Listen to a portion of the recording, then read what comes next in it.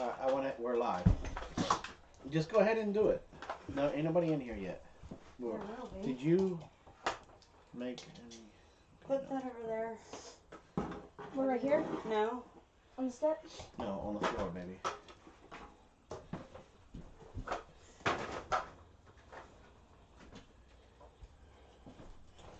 Go ahead and turn that light off then. That's way too dark. Way too dark.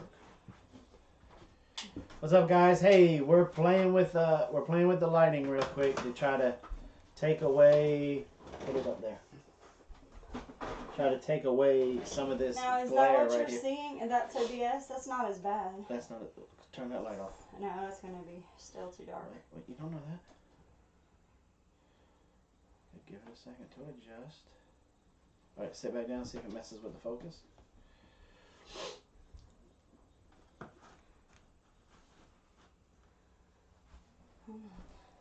It's probably the best you go and get it.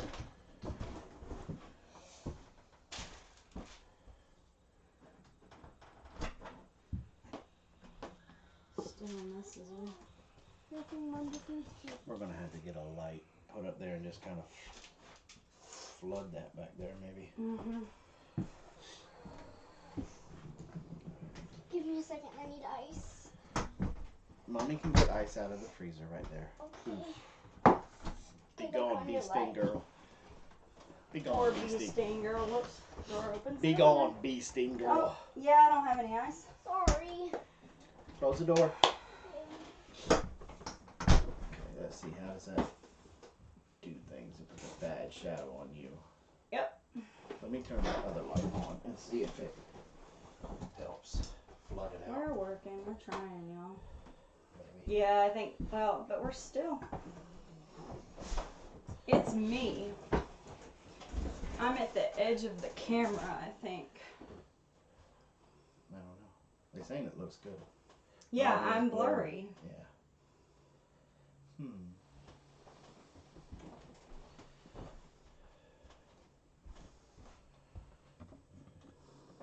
Careful with the cord.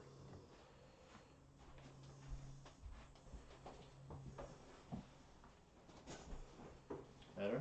Mm-mm. I'm still blurry.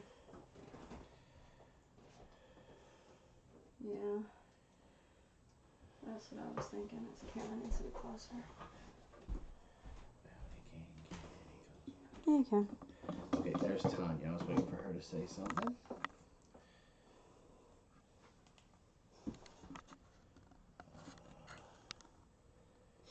All right, Tanya, refresh, please.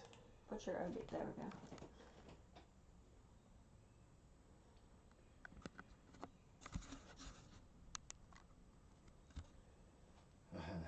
What? Somebody said the camera just has trouble picking up so much awesomeness. It could be it.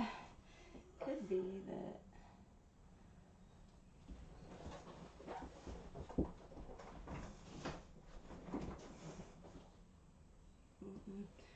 Something about me. Hey, David. How you doing? Well, I'm glad you came by to check us out.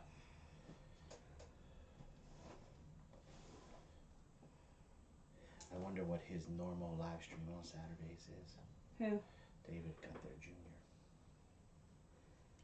Who cares? Oh, I don't know. Yeah. I don't know that that's going to work.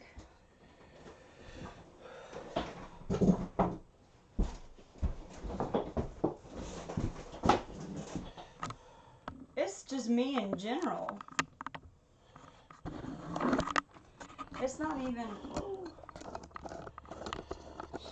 You're just gonna put it back on the. Just put it back on here and see what happens.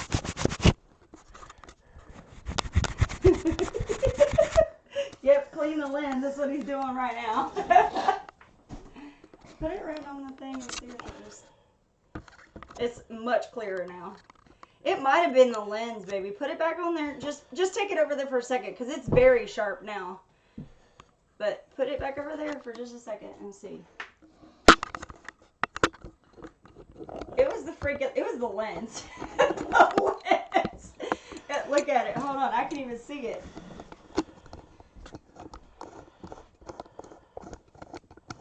Now there's nobody.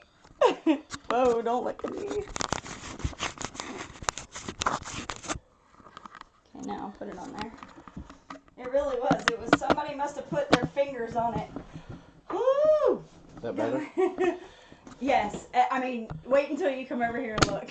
It's ridiculous how much different Okay, do I it need is. to adjust it at all? No, just come sit down right now. It looks so much better. Probably from the move. Amanda said, no, see, look. Yeah, that's Much what I mean, better. probably from us moving everything around. It got All messy. right, now we're ready to go. All right. All right, all right. Video 101. Although I think I'm going to put it down just a teeny bit. Oh. I want to put this down just a teeny bit so that we're not... Right there. Maybe a little bit more. No, the bears. There. Oh, it is hot in here. Oh my gosh. Dying. Oh, what were you trying to look at? See what happens with a little spit shine? Yeah, little spit shine. All right. Now we're good to go. All right, so let's get this party started, shall we? That looks really good. You did a good job, honey. High five for being awesome. Peppermint time. I know, right? I bet all of y'all are like, whoo! Well, welcome to the Big Bear Homestead. If you're new, welcome to the show. This is our Saturday night show where we come in and we have hot flashes. we talk about a subject and then we talk about a sustainable project. Mm-hmm. And speaking of my sustainable project, where is it? I have no idea. No, the AC is really loud. It is like super super loud. Super loud. So let's get started. Okay. Last week we continued our discussion on honeybees. Right. Because there was a lot of stuff There was a out lot there of floating information around about yeah. it. But this week we're going to switch gears and we're not going to do so much homesteading discussion this week. We're going to talk about preparedness. And here's the reason why. Suburban said, I'm going to burn my chicken watching y'all if I'm not careful. I can relate to that. There is a lot of things going on in the world today. Mm-hmm. We've had severe weather and I'm not talking about, now let me back this up. Most people that start out prepping end up in the homesteading world. Right, because and we did a really good video on this. There was a collaboration of a bunch of channels, and it's been almost 2 years now since we did that. But it was a question between whether you're a prepper or a homesteader, which one is more, which is the better one. And what we said we came up with is that most people start out prepping, but then they realize that all of their prepping is a finite source. And at some point, if the grid were to go down and all of that stuff, what would you do? So most people who are preppers end up evolving into homesteading, self-sufficiency, self-reliance, that kind of thing. Right. But we're not going to talk about doomsday, end of the world stuff. There is a lot of stuff going on right now in the world that is just from natural things, Mother Nature. Yeah. You've got severe storms in Kansas. We've got some new... we got to take just a second. We have a lot of new faces in here. Oh, we do? Yeah. J.D. Allison. There was a Kenneth Laughlin who's been here a while. Mm-hmm. But in the background, I think he's commented a couple times. Allie Oakley, I've never heard. So, Maniac Grammy sent her. Nice. Scrape Away is here. Hi, Scrape Away. Scrape Away is here. Hey. You need to teach our daughter that technique, that scrape away and walk away from the situation. She got stung today. She got stung today. Yeah, Yeah. but- So anyway, Welcome everybody that's new. Can I finish is for a it second? is everybody else having a hard time hearing us, or is it just Suburban? Yeah, because she our was volume asked- is up. is maxed out. We can't turn it up anymore. So I don't know if I'm not sure, but David. David is the hunting guy that I was on Maniac Grandma's live panel with just a couple days ago. oh, okay. He's up there in the state that I want to go to that you won't move to because you're afraid of just a little bit of snow. Which one? There's like a Maine. million. Oh, Maine. Yeah, no. I mean, they barely get snow. Barely. They just get like a light dusting every now and then. Like every 5 minutes, Like, dusts another layer, dusts another layer, dusts another layer. Now, just I mean, because come on. they're dusting maybe like a foot of snow doesn't. yeah, dusting by their standards. Yeah, but we were talking hunting and different stuff, and they got. Look, you may win that fight because they got some crazy rules up there. Well, yeah, and another person asked how much land we have. We have 21 acres. If you didn't know, there's some new people. Yeah. We have 21 acres in northeastern Georgia. So, Yes. all right. So, let's. I want to focus on, preparedness gets kind of the wearing the tinfoil hat kind of reputation, because it's usually the ones that speak the loudest represent the vast majority, unfortunately. Same way with homeschooling, same way with homesteading. Homeschooling gets a bad reputation because the ones that judges and everybody hear all the time are the crackheads and everything. Right. Well, I'm homeschooling my kid. Right. They never hear about Yeah. the good stories, and that's the thing. We had to come to that realization when I had to go to court with Blaze's sperm donor, and the judge wanted to come at me because I took Blaze out of school to homeschool him, and I was like, "Who are you to tell me what I can do and not do?" I know, right?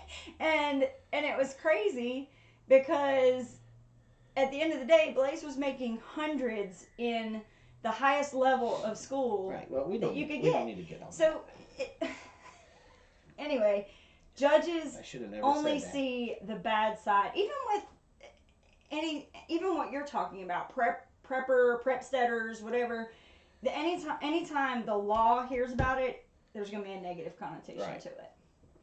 So, But I want to focus our discussion tonight on why it's important to be prepared, whether you have 21 acres, whether you have an apartment in Southern California, or whether you live up in the great state of Maine.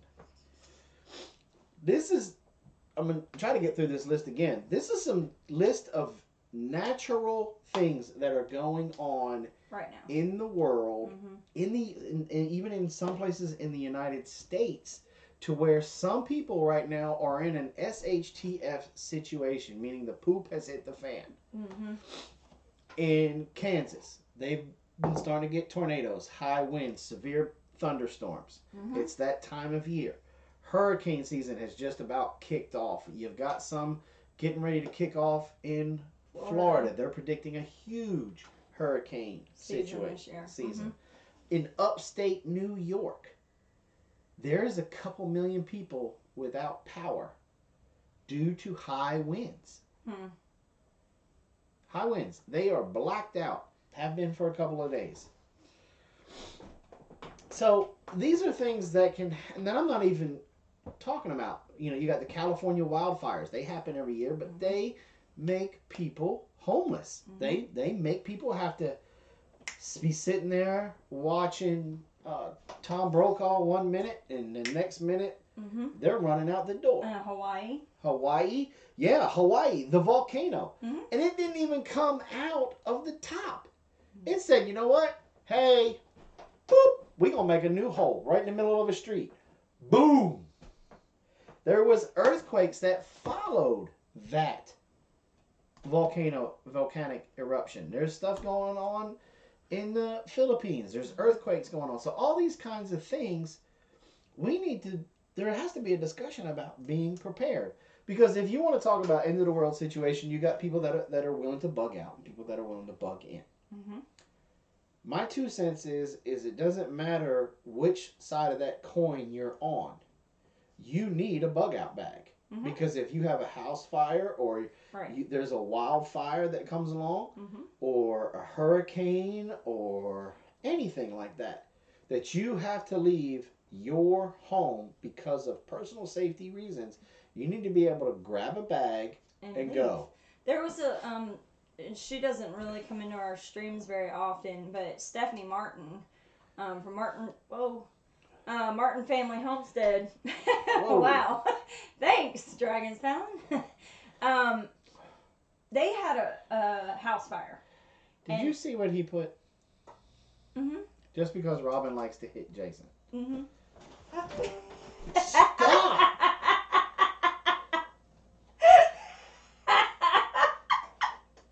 I'm getting slow. I need to work a little bit faster.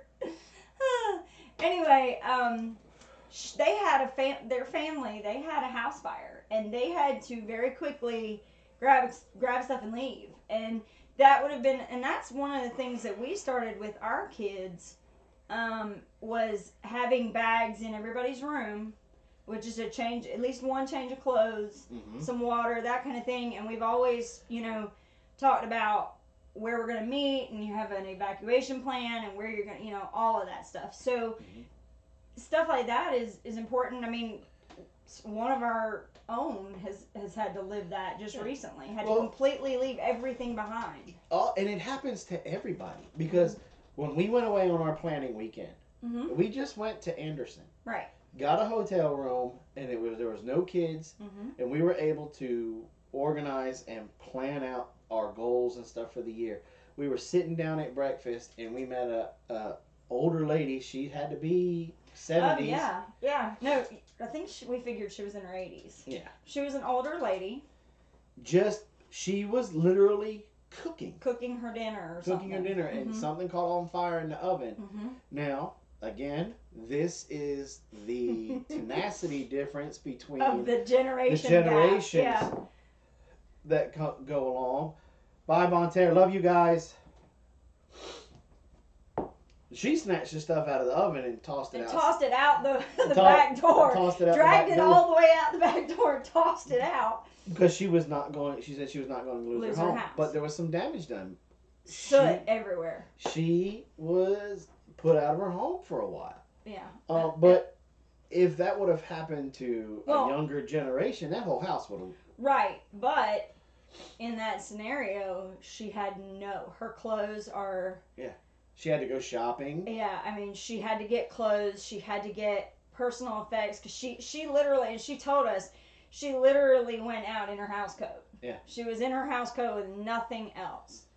And it was, I mean, you could tell it was really hard on her. And it was funny because you could tell she was a typical, older lady. She said she had white carpets, this white couch. She didn't have any kids, grandkids, anything coming over to that house. And now everything was black. Everything was covered in soot. And she was just horrified that she had to leave her house in her house coat and all of her stuff. But, like Jason said, a lot of people would have just ducked and covered and took off. Instead, she was like, no, I'm not losing my house. So here is some things that we suggest that you guys sit down with your family tonight or tomorrow and do. We have 3-ring binders set up. We have a fire safety 3-ring binder. We have severe weather 3-ring binder. We have a sickness binder where we have stuff for cold and flus. Like we have the recipes for the flu bomb and the recipe for the elderberry tincture and stuff like that. Stuff that you can go to go. Also, like with the fire safety one, for example, we have what would you call it? A piece of paper, a chart. It's a checklist. That we have in there that the 2 times a year when you're supposed to check your smoke alarms and carbon monoxide alarms and change out the batteries. And if you have any fire extinguishers, anything like that. We document that we do it. And then if we had to change batteries out or whatever, we've got a Or slot for that. if we had to change out the whole smoke detector, Had to replace it. we clean everything. We do those 2 time years when the time gets changed, and we document that. Well, why is that such a big deal to document? Well, one, it helps you to remember to do it, and two, if you're having to replace that smoke detector a lot, you'll know what brand you have, so that way you can go a different brand, and then you can also share that information with the manufacturer, friends, right? Other thing like that. With the severe, we also have our meeting place, the escape routes for each individual to go. Why is that important? Well, we have some really good friends that live up in DC. They come down to visit. They get handed that notebook when they come in, so that way they can read over it, and they know where to go if anything happens in the middle of the night, and they know where to meet up. Because one of the most important things that you need to know is when the fire department shows up, they're going to look at you and go, is everybody out of the house? Right. And you need to be able to do that, so then that way you don't put anybody else's life, and you don't put a firefighter's life in danger because they're going in to try to clear the house. Right. Because if you don't have a meeting area and everybody flees the house, especially, we have 21 acres. We could have one kid go over by the pig pen, one kid going over by the grapes, one out by the road, and when there's that much commotion going on, it's hard to hear, if you got sirens blaring, you got the fire roaring, you're not going to be able to hear each other hollering and for each other. And time is of the essence exactly. in that kind of situation. So if everybody knows to go out to buy the pump house, then everybody hauls butt to the pump house. Then you look, okay, where's Dessa? Right. Dessa could have been on the top bunk that time, and she got caught by smoke. Right. So I go looking for Dessa while I'm waiting for the fire department to get here. Right. And I go to her evacuation route. And look, you got to practice these things. I am not above, when I'm having one of my insomnia nights, to go to a smoke detector and turn it on. 3:00 in the morning. Boop, and hit the stopwatch. And we've kind of slacked off of that here. When we were, I'll never forget, when the girls were very young, and that was really important for us then because they couldn't do for themselves then. And we lived in a little tin can mobile home that would have gone up in flames immediately if it caught fire. And where the water heater was, which is one of the big causes of a fire, was right next to Blaze's room. Yeah, he was a sacrificial lamb. So we had even sat down and looked at where's the oven, where's the fire, the wood burning stove, where is everything? How is everybody getting right? So how's everybody getting out of here? And Blaze, what are you doing? What is your job? What's our job? Where are we meeting? We had it all planned out, and I'll never forget one night I was fast asleep, and all of a sudden I wake up to it screaming, and you and I woke up, and Blaze didn't even stir. He didn't even budge, and it was loud. Yeah. It was loud. So we knew at that point we really had to practice more because his subconscious wasn't trained. Yep, and we to literally hear that. moved a smoke detector right? into his room. Yeah, in his room. In his room. So that's another thing is when you're running these drills, you can notice what your weaknesses are and work on those in a controlled environment so that when or if it ever were to happen, you know that it's just muscle memory. And that was one thing. There was one time Blaze had to go out his window for something. What was it that he had to go out his window for? When we were down in the other trailer. I think it was a drill. Okay. I think it was a drill, and he had to come out the door, and I said, no, there's flames here, and he had to turn around. Right. Yeah. Oh, that's what it was. Because in the new, when we were in the double wide, their closets shared a wall. And so we had talked about, look, if there's ever any issue, and we had even talked about eventually cutting a crawl space, you know, opening for them. But they knew to go out his window or go out. And the thing was, in the back of the house, it wasn't a big drop to go to Blaze's, the back out of his window.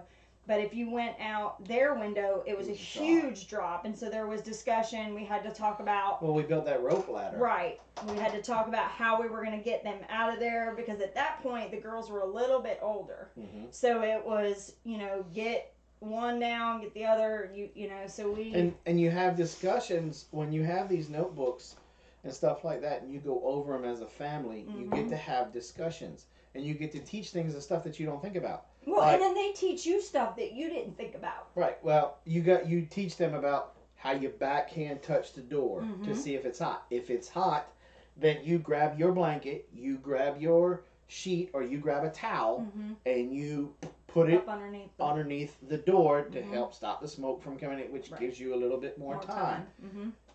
And with the girls bedding in the same room, you divided that job up. That job was easy for Dessa to do because she was younger at that mm-hmm. time. So that was her job. Mm-hmm. While Carol's job was to open the window, push out the screen, throw the rope ladder out, mm-hmm. and then get Dessa out, mm-hmm. and then follow down. Right.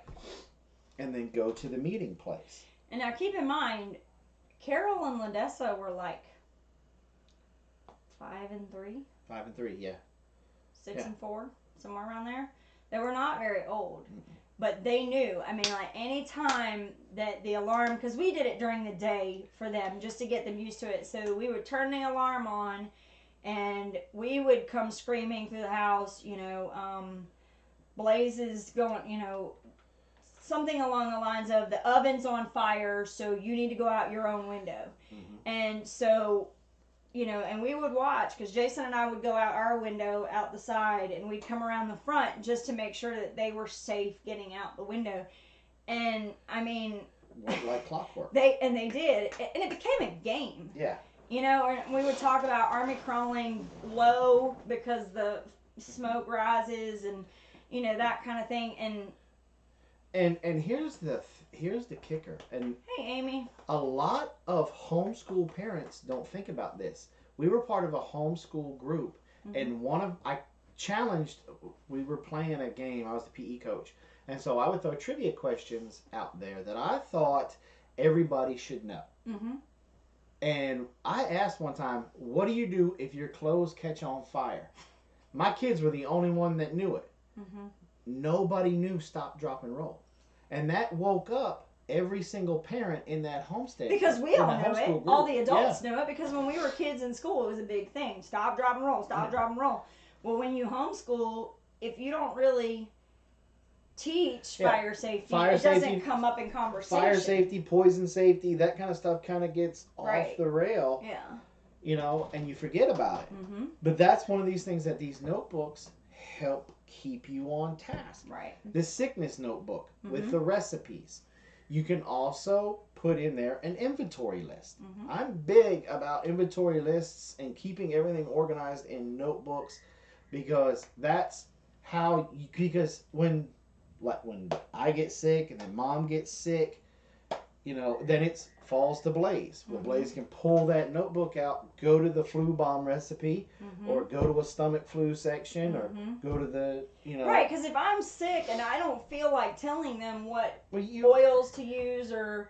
Well, if we're getting dehydrated, it's, mm-hmm. you know, we're not with our full wits sometimes. Right. So they're able to go and pull these things off of the notebook, that it's even simple, that even Dessa, being the youngest, because that's who you gear it to, is your youngest child. Right.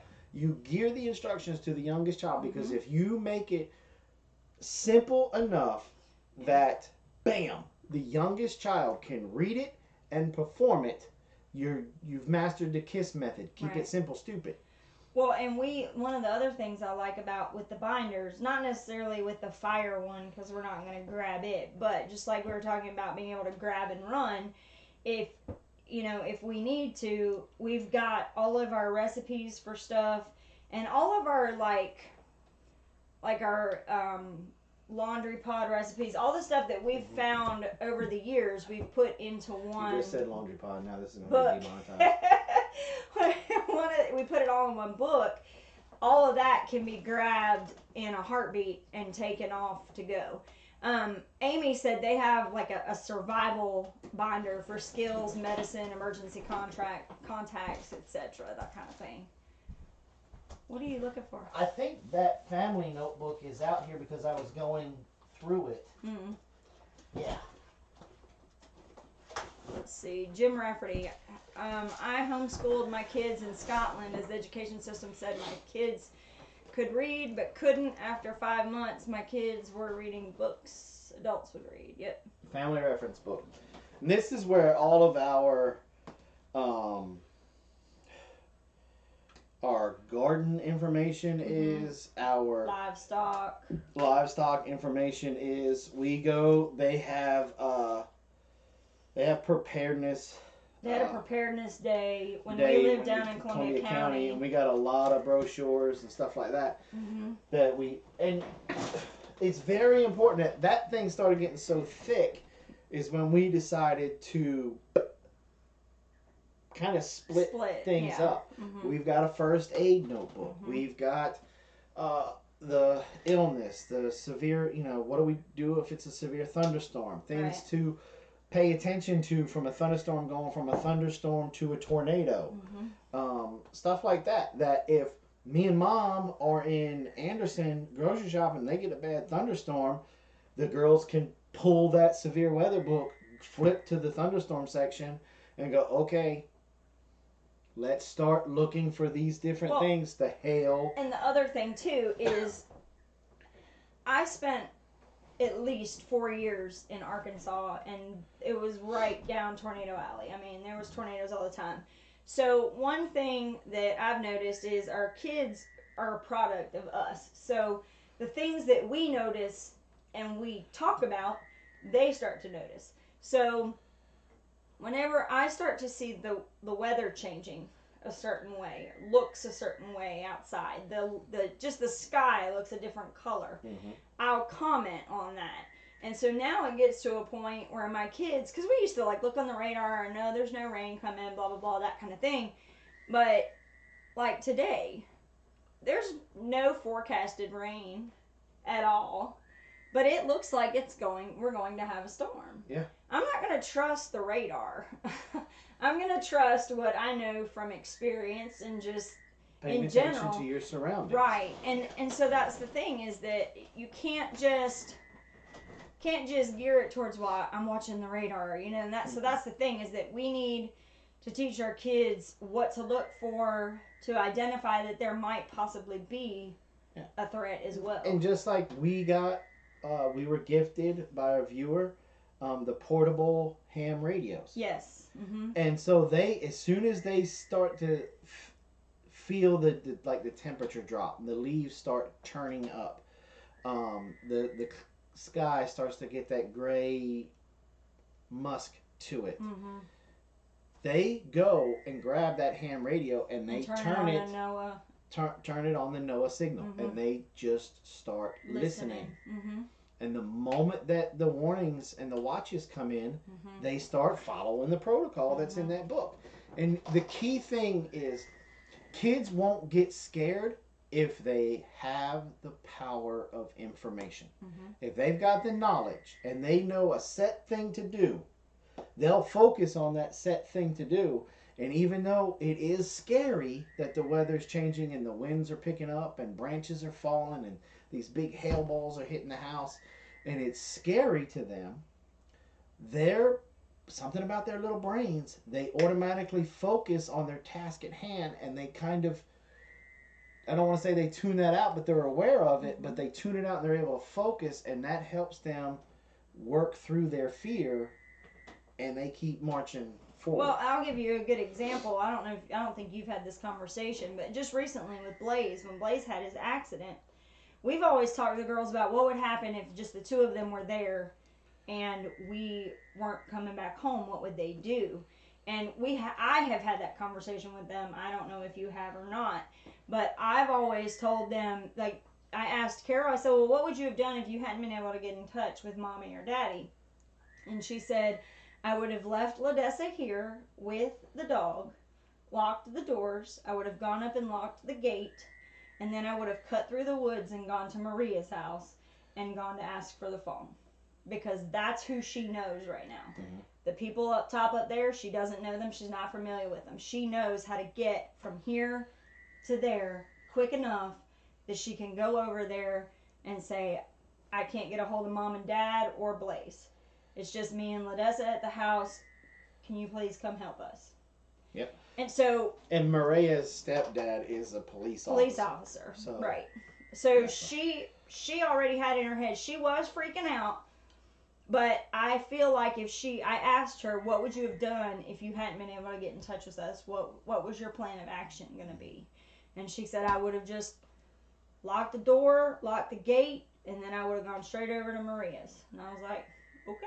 That's smart. That would have been a good call. And we had not had that conversation with her before. Yeah. And see, and that's one of the things. When you start empowering your children with this knowledge and this information, you're not really scaring them. You're equipping them.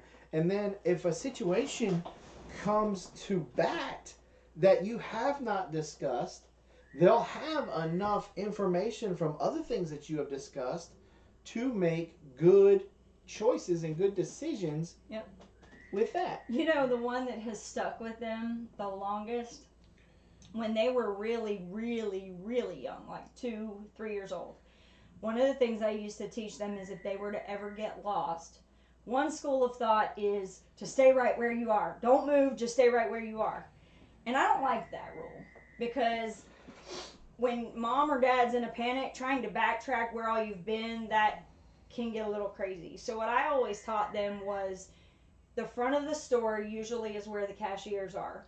So you go towards the front of the store as quickly as you can, and you find somebody who's putting their hand in the register.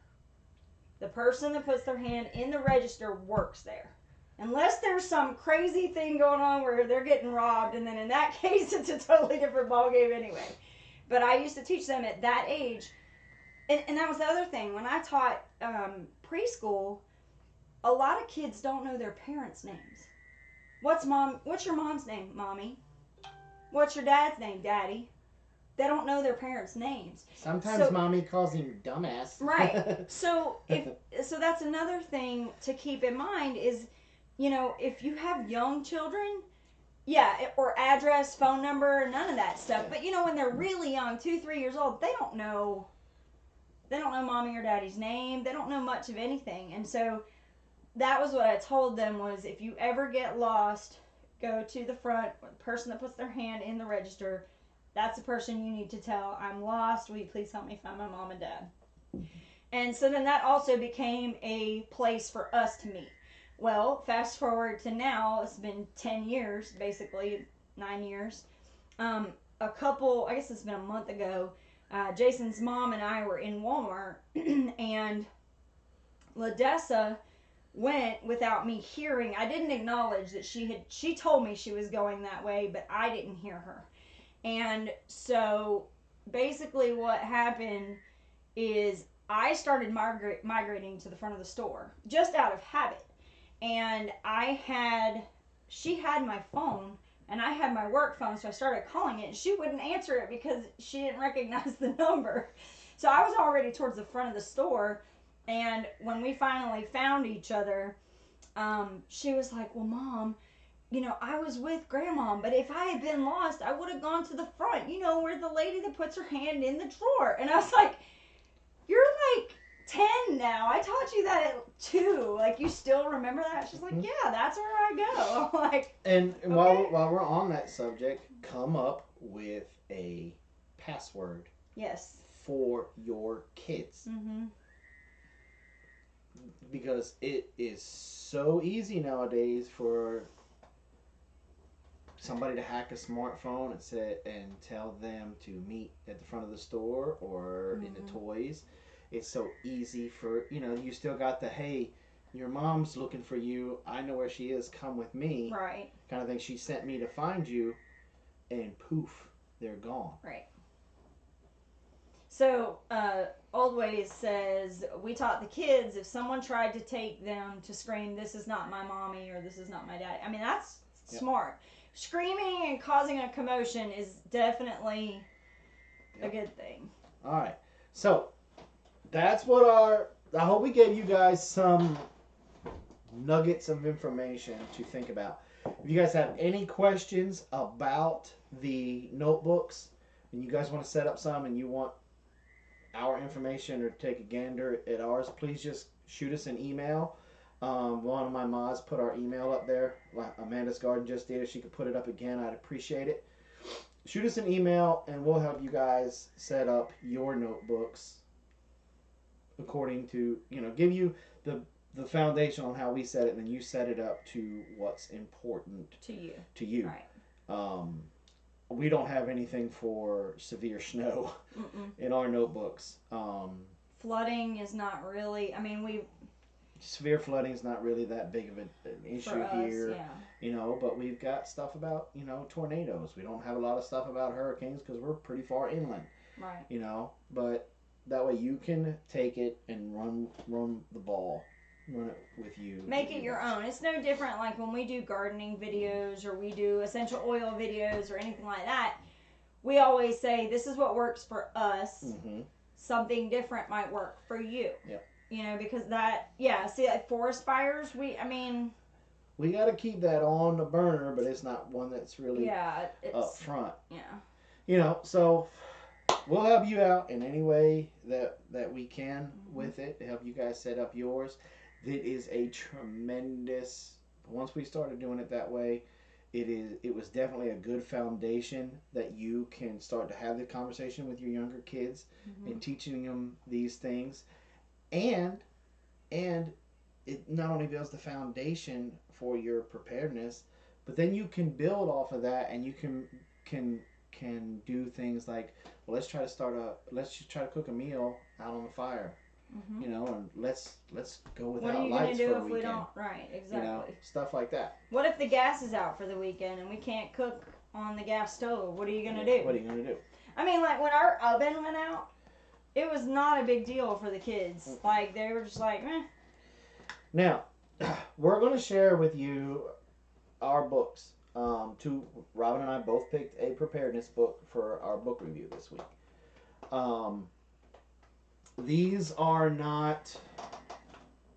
No book is the definite beat all, tell all, ultimate survival book. They can't. The book would probably be like that thick. Right. If they tried to cover every single subject in enough detail that would be the only book you need. Well, not just that, but it would still be area specific. You would still have, it would be that big because you'd have to address different regions of the it would be, it's just not what these books, every one of these books that we do sets you in a mindset to be able to think for yourself on how you're going to get yourself out of a sticky situation. And it also helps you think.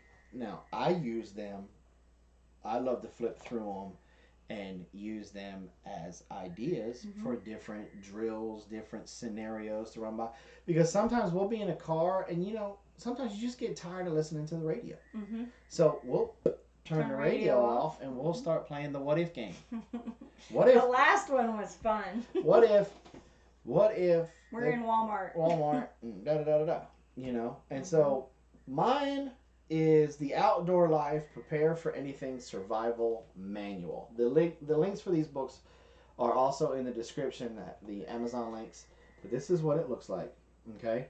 Now I picked this book up specifically with LaDessa in mind. I gotta keep telling myself to look this up. I think we got it at Costco. I think we either got it at Costco or it was we back got when we it were at Costco. Yeah. Costco or Sam's. But the reason why I got it is because look, they're kids. Okay? And what kid doesn't like a good comic? Right? Very cool. And so these comics put out a scenario. Okay? Well, like we don't really have a lot of cougars around here. But we've got coyotes and we got hogs. Right. So you can look at them and say, well, what he did was cool and worked for him. But do you think would that work with a hog? Right. Or do you think what would you have to do for a hog? Yeah. Right. And the other cool thing that Jason did too is we have game boards all over the place, and we had was it Sorry or Trouble, one of them. Yeah. And we would play our own type of survival kind of game. Mm-hmm. I'm sure they have actual survival games now, game boards that you can probably play, but this one was really cool because Jason would just come up, he would just ask a question, you know, what, you know, out of these three things, what's the most important to have? You know, and they list, like this one lists like the top, they put things in order, like gear, and then they start listing the gear, and they give you different things, like one's for a home bug out gear, one is for a car, office, blah blah blah. But one of the things that I like, and I just took my finger out of it, was it says like don't be caught without paracord, and it gives you a list of things that you can do with the paracord and why paracord is so important. Now, if you have a teenage boy, see this picture right here? You might want to cover this one up. Because teenage boys and preteen boys, you know who I'm talking to. You know who I'm talking to. I'm not going to call any names. Stop. Okay? But like with the bow drill. The bow drill in here. Look, Carol still practices that to this day, and we did this page like 2 years ago. Okay? But it's a good one to give you some ideas, and even to freshen up your skills with your kids. Like every summer during this time of the year, we start practicing fire drills, or not fire drills, but to build a fire drill. And I don't let them use a lighter. Ooh. You know? Jim Rafferty is in Scotland. He said, "Sorry guys, I gotta go. It's 1:49 here in Scotland." Oh. Well, good night, young man. Good night, sir. Have a good night. Go to Night, sleep. Jim. Get some rest. So, what is your book? Mine is The Ultimate Survival Guide, and I believe this is another one. We may have picked this up at Mr. K's, maybe. Let's see if I can show it there. There you go. So it says mental endurance, extreme climates, dangerous terrain, first aid, navigation, building shelters, and finding food. So this one is it's much thicker, so it's a pretty thick book. That one's not nearly. And this one has just about everything. It talks about. That has a lot more cool stuff to do. Right. And there's this one we definitely used a lot.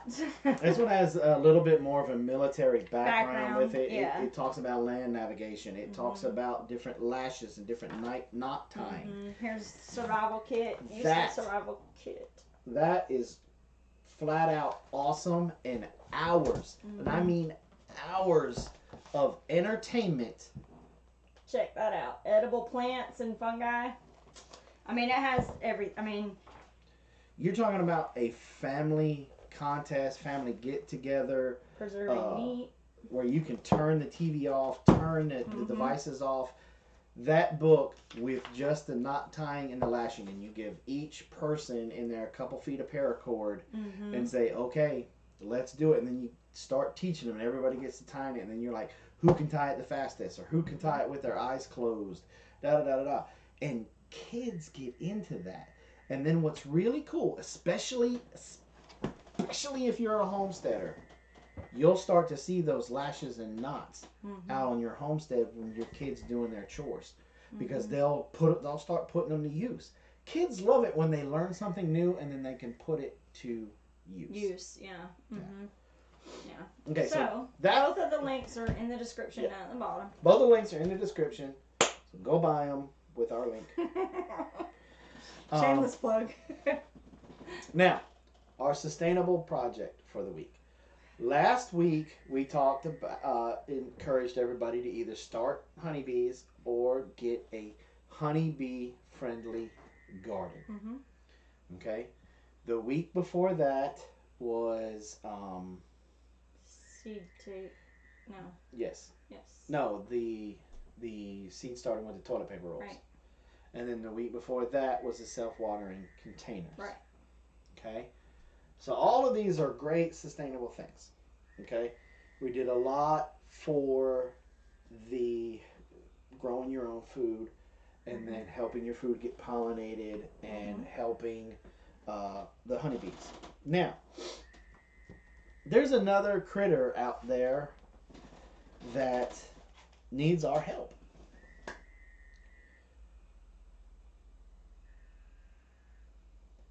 Yeah. Because as we grow as a human population, and because a lot of people, especially here in the States, America is very wasteful. And they're running out of natural places to build their nests. They're running out of natural food to eat. Like, we're warm now. How many robins have you seen, Robin? A ton. Where? He's not here. Yes, sir, I have. The front part of our property. They're everywhere. Yeah, up there, because that's where our bird feeders are. No. I'm talking up by the driveway. Yeah, they got their one. Over here by the oak, but that's further back. That's not that I'm far. talking, but I've seen cardinals like crazy, Yep. and I've seen robins. I've seen some. We have a lot of Carolina wrens around here too. So there's a lot of birds where we are. Yeah, but we're talking about your wild birds. We've even seen a few hummingbirds. Yeah.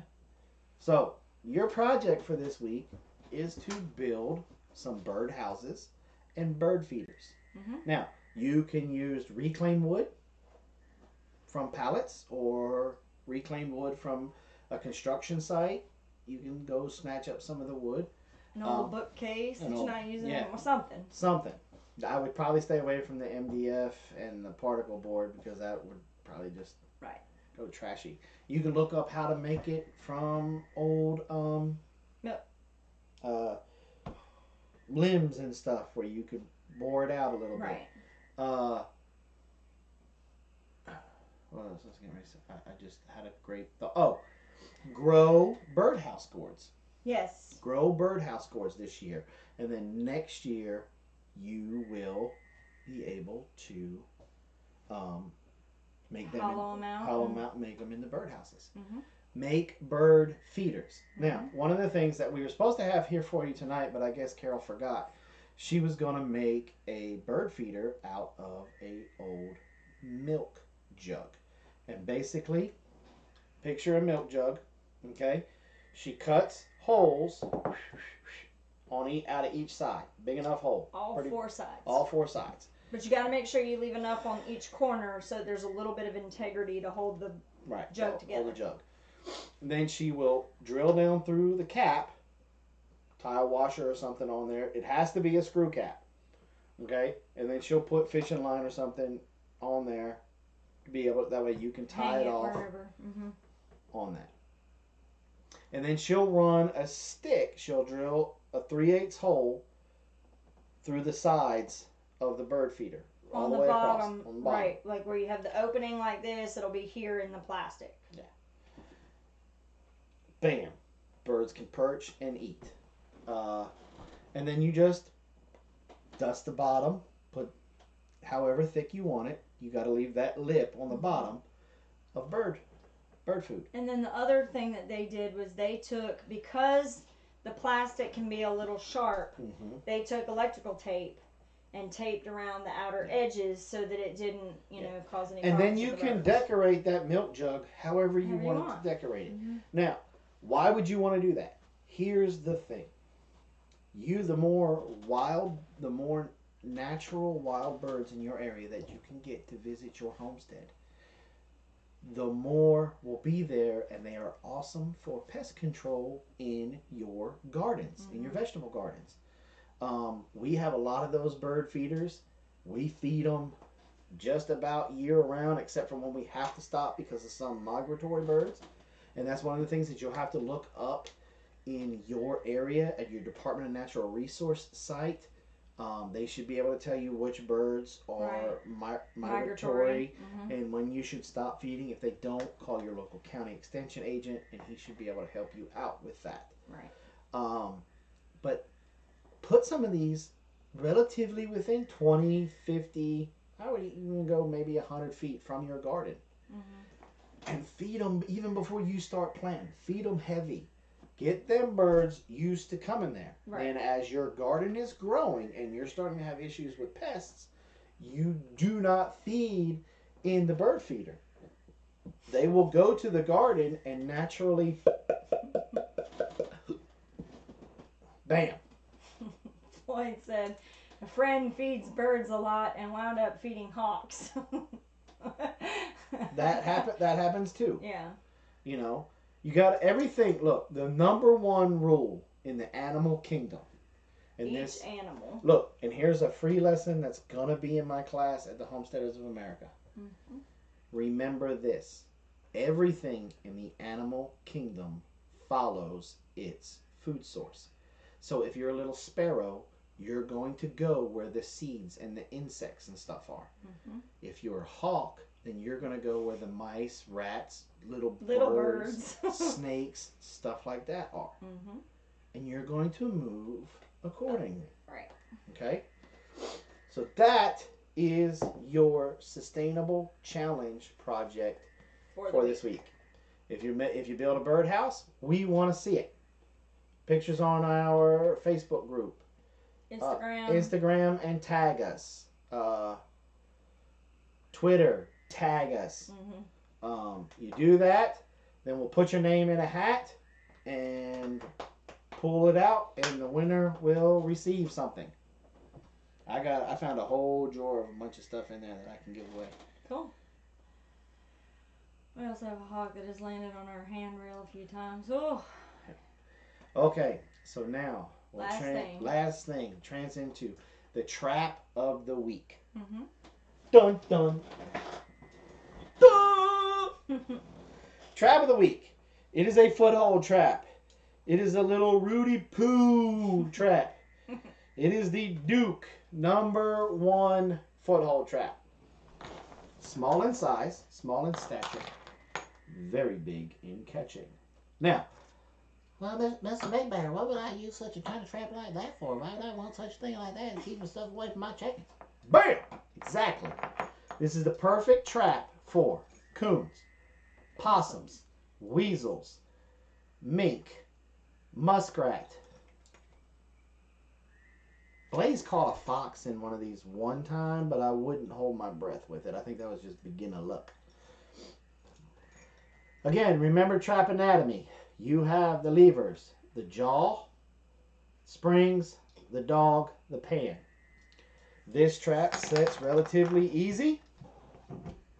Can't Carol send that one? Carol, oh, my dog. She my dog, all right. My daughter, Carol, can set this. Okay.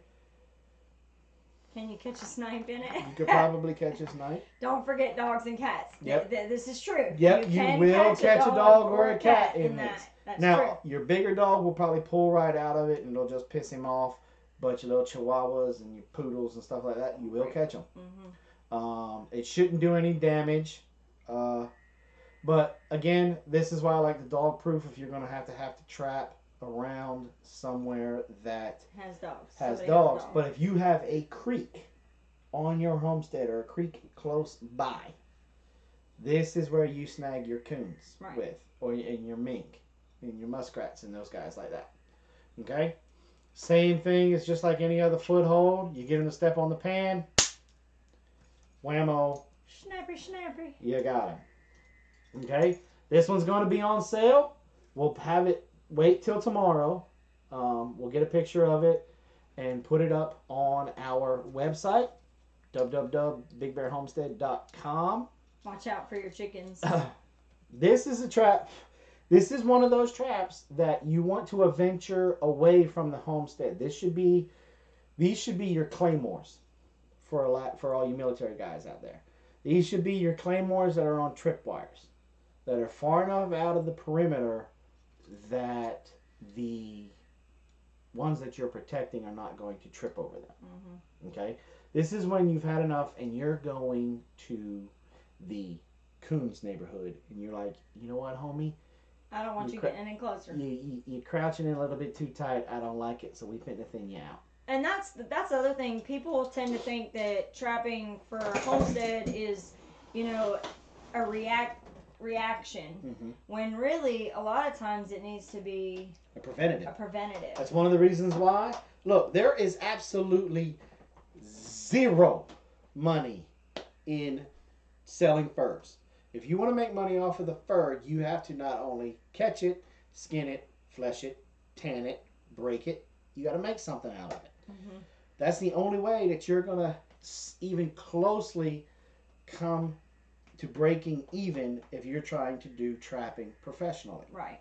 Where you're trying to pull a paycheck off of it. The fur price market's just not there. It sucks. It sucks, and it has for a while. But that's the reason why. One of the reasons why we trap just about every year. This last year we didn't trap because we were making a stand. And I am very nervous this year. When we start putting meat birds out, I'm gonna be nervous. Because we didn't thin out any population last year. And so, you guys saw, if you guys were there for the walk yesterday, you saw how big that beaver hut grew. That beaver hut was probably half that size last year. It's just about doubled in size. And the areas that are dammed up with the water is a lot thicker in certain areas of our creek now. Yeah. So this year we're going to be hitting it hot and heavy. But as a homesteader, one of the things with predator control is management. Population management. Because like I tell every animal activist that comes up to me and calls me a murderer and calls me this and calls me that, you simply ask them. I simply ask them, when was the last time you saw a raccoon in the Circle K buying a condom? And they look at me like I'm just stupid. And exactly. And I say, they don't practice birth control. No. So when they do the deed, it is for one purpose and one purpose only. It's not to go that they can go brag to their friends. Hey, I got that girl over there, man. I go, ooh, look at that ringtail. Ooh, I tapped that. No, it's all about making baby raccoons. And the more the male can spread his seed, the happier he's going to be. Right. So you get a good dominant coon, he's going around getting 20, 30 female coons pregnant.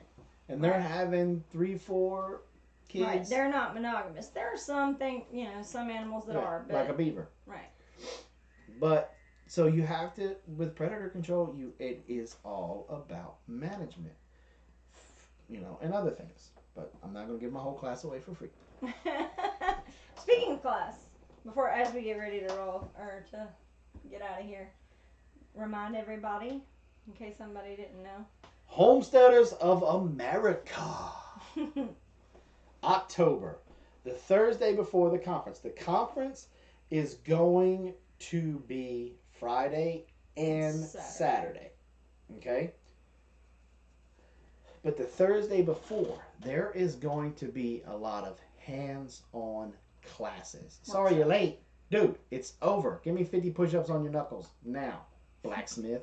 He's been playing on metal today.